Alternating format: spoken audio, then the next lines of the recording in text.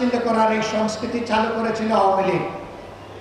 সবচেয়ে বেশি গালি দিত বিএনপিকে, সাথে সাথে আমাদেরকেও একটু রাখতো, ছাড় দিত না।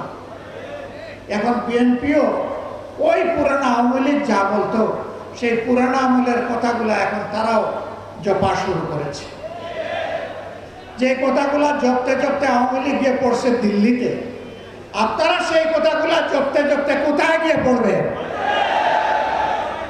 জনগণ এগুলা খায় না, তরুণ যুব সমাজ এগুলা শুনতে চায় না। তরুণ যুব সমাজের বুকের ভাষা বোঝার চেষ্টা করুন।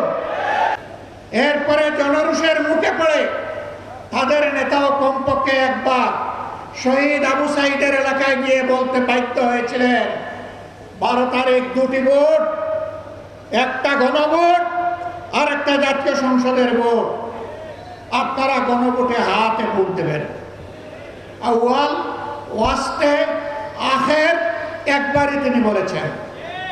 কিন্তু তিনি তো সেই দলটির নেতা, বর্তমানে সংসদে তিনি হচ্ছেন সংসদ নেতা, প্রধানমন্ত্রী, সরকারের প্রধান, বাংলাদেশের প্রধান নির্বাহী।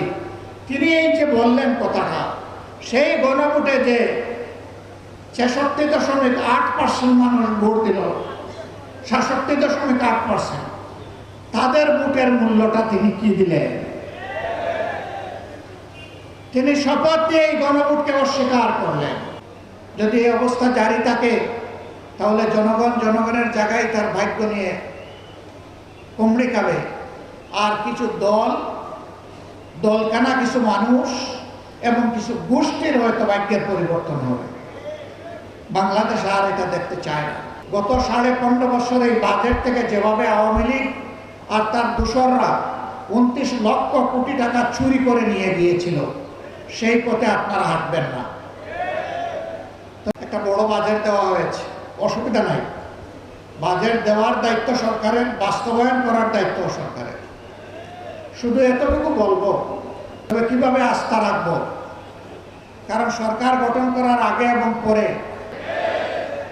সেই হিসাবে নির্বাচনের ভোট, আরেকটি সংস্কার পরিষদের সদস্য হিসাবে গণভোট।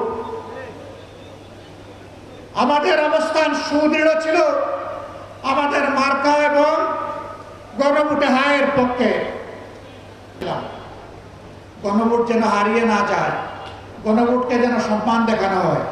আমরা বলেছিলাম, যারা জনগণের রায়কে সম্মান করে না তারা কখনো গণতন্ত্রপন্থী হতে পারে না। আমাদের মনে রাখতে হবে, 24 হয়েছিল বলেই 26 সালে বাংলাদেশে একটা নির্বাচন হয়েছে। 24 যদি না হতো, 26 সালে বাংলাদেশে কোনো নির্বাচন হওয়ার কথা ছিল না।